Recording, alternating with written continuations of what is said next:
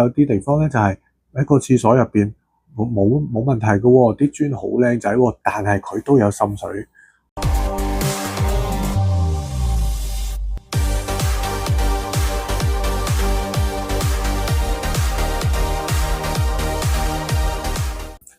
Hello， 大家好，我係室內設計師 Tidy， 歡迎大家嚟到風藝設計嘅 YouTube 頻道，記得訂閱、Like 同 Share， 有最新嘅影片就會即刻通知你嘅啦。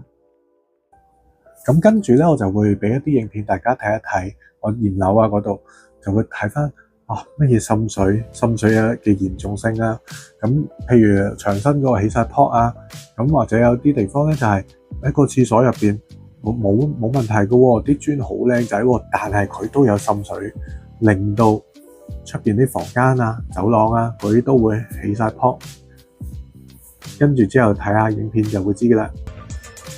咁另外一種嘅滲水漏水情況呢，就可能唔係嚟自外來嘅啦，就嚟自浴室，因為呢度個牆身後邊呢，就係浴室嚟嘅。咁大家見到啦，起晒泡啦，咁樣探測都見到低位啊，即係呢個地台對上少少嗰個位呢，就比較濕。即係滲水情況比較嚴重嘅，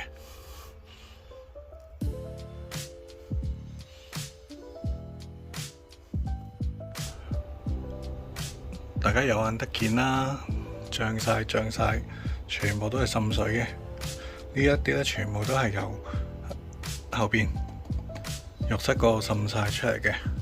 咁我哋而家咧就攞個濕度計咧，就 check 一 check。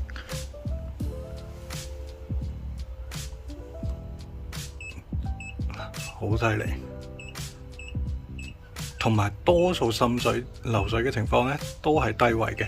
就算佢喺上邊滲，但係咧水向下流，都會滲到啲低位。全部都好犀利，呢度已經算好啲嘅啦。隔離全部都有。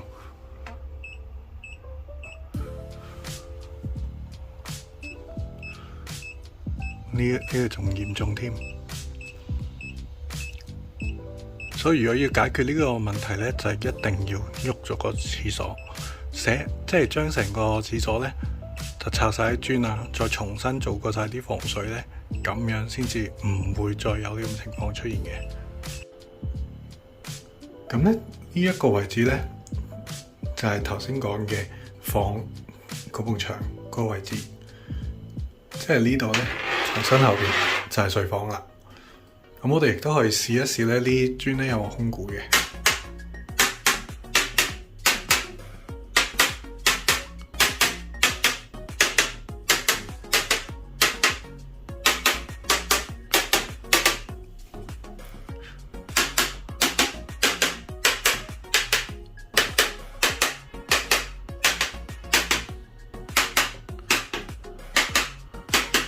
呢就冇，呢一塊咧就冇空鼓嘅，呢位置咧就有噶啦。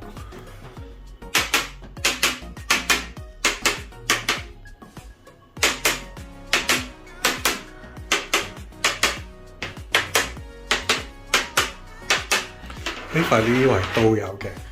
咁頭先個牆身嗰度咧就點解會有漏水滲水咧？就啱啱呢個咧就係企缸位。咁如果再 detail 少少睇咧，睇翻呢啲位置，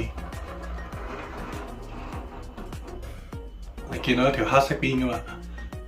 佢啲塑膠粉都已經甩晒啦，啲濕氣啊、啲水啊，啱啱沖涼呢一個位置咧就滲咗過去，所以咧就令到嗰邊牆身咧就泡起晒。啱啱對面嘅牆身個高度咧就大約係呢一個位置嘅。咁啲濕氣入去啊，或者水流入去嘅情況之下咧，就由呢一度慢慢流落去下底呢一度嘅位置，咁樣積聚，所以就令到個牆身啲油漆泡咗啊，同埋起泡嘅。咁呢個企缸位置咧，佢就唔係鋪磚嘅，鋪一件過嘅大件嘅石嘅。咁咧鋪石咧，佢亦都有機會係下底係空鼓喎。呢度實㗎啦，空㗎啦。呢度實嘅，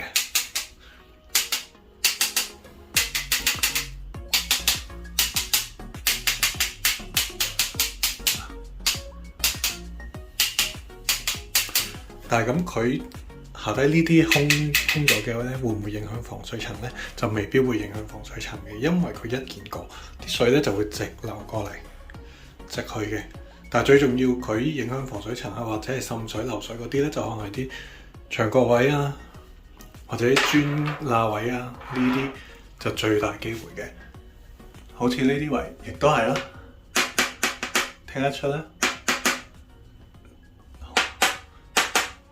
呢度有空過嘅。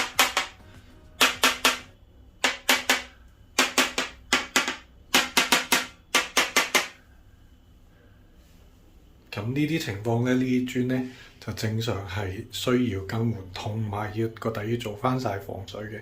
如果唔係咧，就只會咧一路永日咧就係咁流水滲水咁滲過去隔離㗎啦。如果大家想查詢更多有關設計、裝修同埋驗樓上嘅資訊，可以參考風藝設計嘅 Facebook、IG， 記得訂閱、Like 同 Share， 有最新嘅消息就會即刻通知你嘅啦。